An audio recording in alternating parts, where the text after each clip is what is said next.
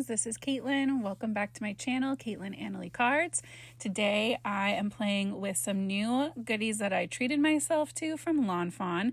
We're going to be combining these pumpkin dies with this little pumpkin mouse, and we're going to be making the whole thing light up with some Pear Blossom Press Twinkle lights.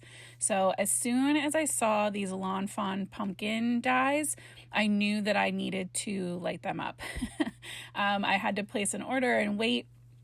So I've been contemplating and planning out this card for probably over a month now, between first seeing it and getting the Lawn Fawn stuff and then realizing I didn't have any more of the twinkle lights.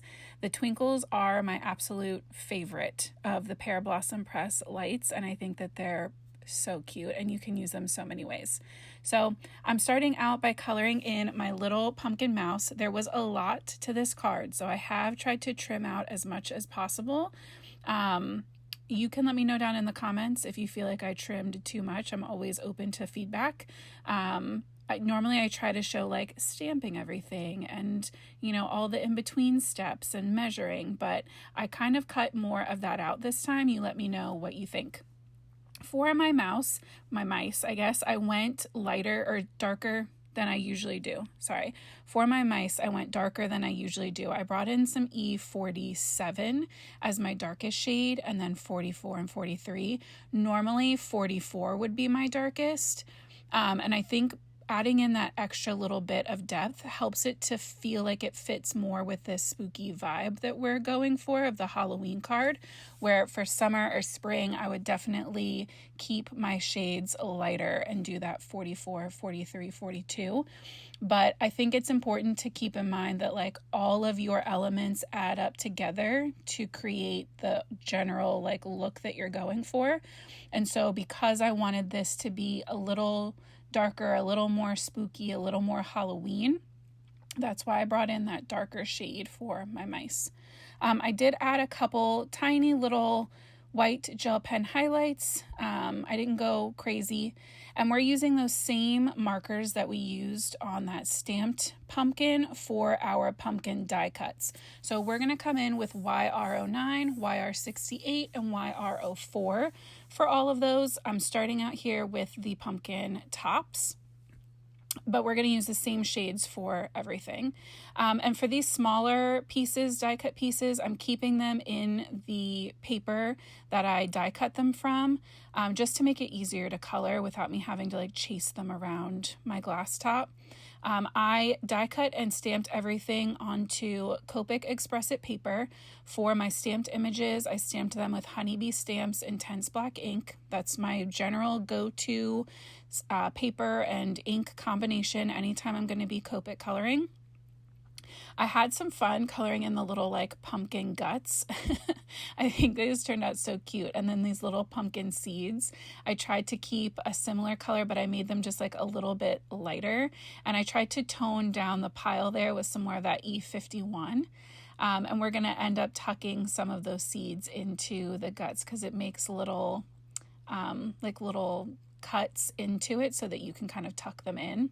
I knew that I was going to be going for a teal blue background, so I decided to bring in that teal blue somewhere else in the pumpkin carving scoop. The handle I just kept gray. We're going to add just a little bit of dot tape runner to the handle there so we can attach that and get that going. And then for the seeds, I added a tiny little dot of glue. I did need to take the tweezers and kind of pry a little space out for myself so that I had room to tuck the seeds in. In theory, if I could go back, I would do all of those first, open them, wiggle them open first.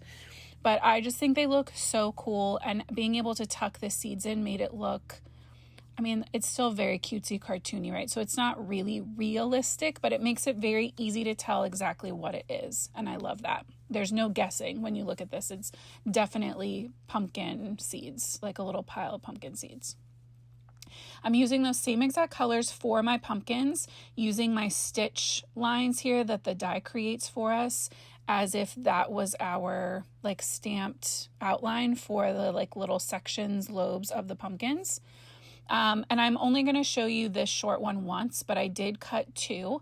And the cute thing about these is you can die cut the pumpkin and leave it whole, or there's 3 different faces that you can add to these. So you can have them all have the same face. You can have them all have different faces.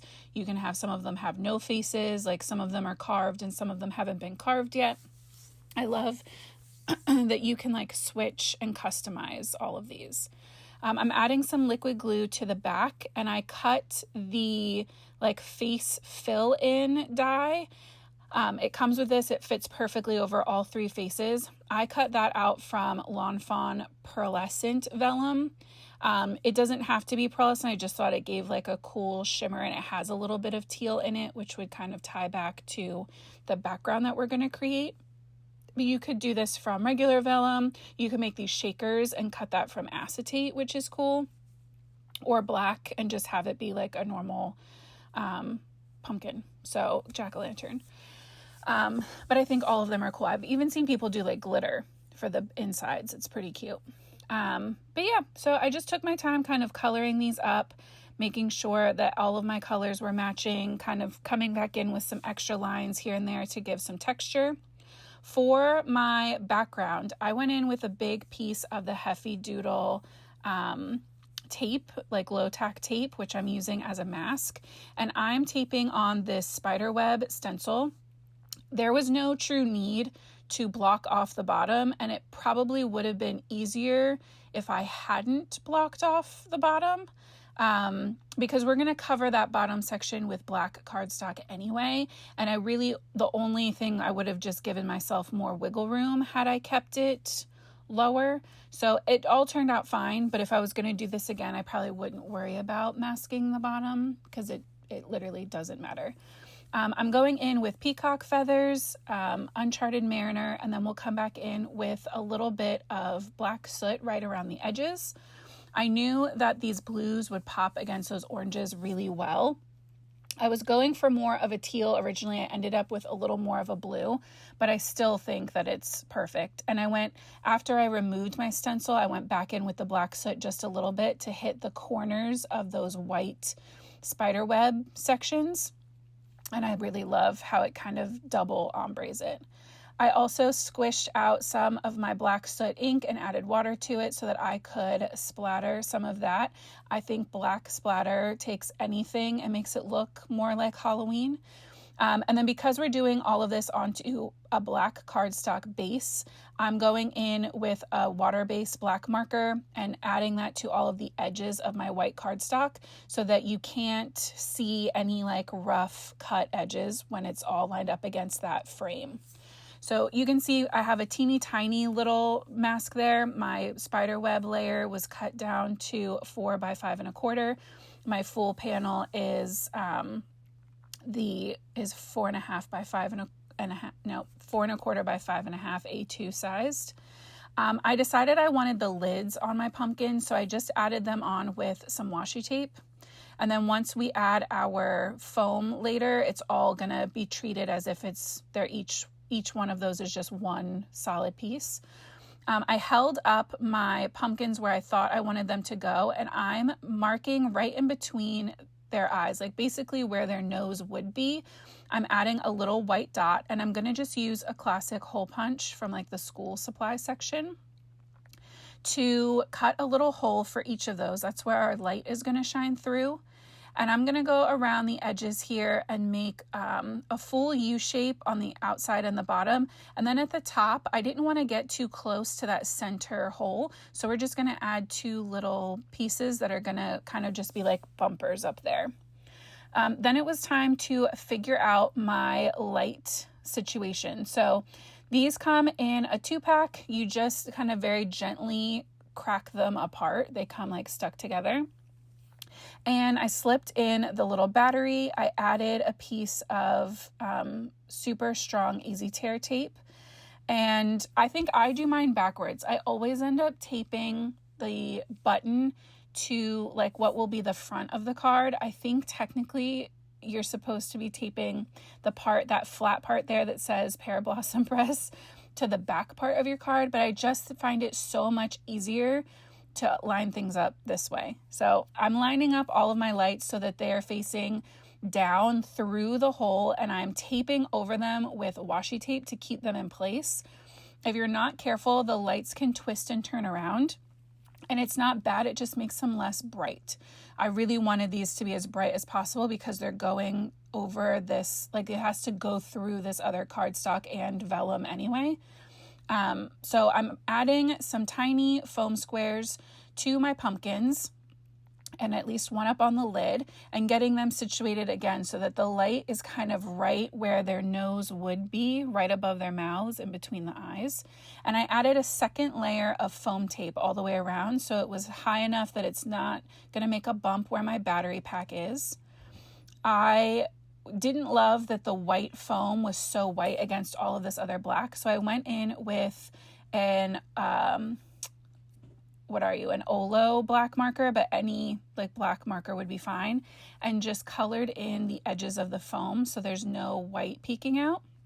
Then I added in my little pumpkin mouse with some tiny foam. I added in my scooper flat with liquid glue.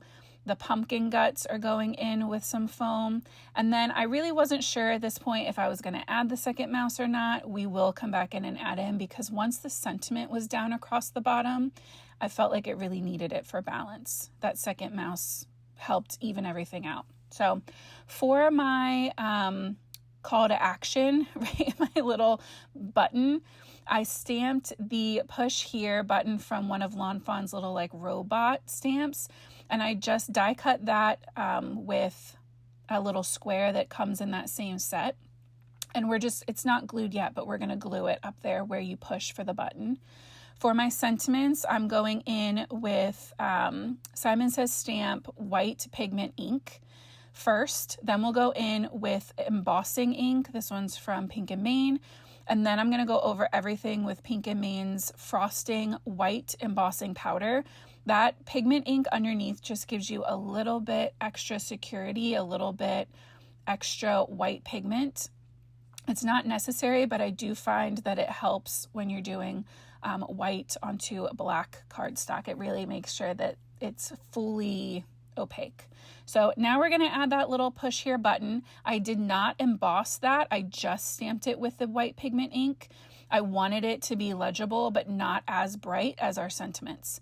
So the sentiments are from this set that's like Henry's. I could be wrong. I'll link it down in the thing below, but it's a new set where it comes with all of these separate words and you make your own sentiment and whatever you want. And you just line them up. They're all the same size, so they're super easy to line up. So I cut 2 separate little banners for myself. So it says, "Witching you a gorgeous pumpkin spice season," and I just thought that was so cute. So here's where I decided that mouse was going to kind of help bring everything around so that the left side wasn't kind of left out, where we have the like push here on the right. It kind of just made a nice little arch. So I'm going to show you this lit up with the lights on, which is good, but like meh. And then I'm going to show you with like some of the lights off. It's pretty bright. And then I'm also going to show you with all of the lights off. So I just love this card. It was so exciting to see my vision come to life. I hope that you enjoy it too. Let me know, what Halloween plans you guys have coming up down in the comments. Make sure you're subscribed, and I will see you guys back here soon. Until next time, happy crafting.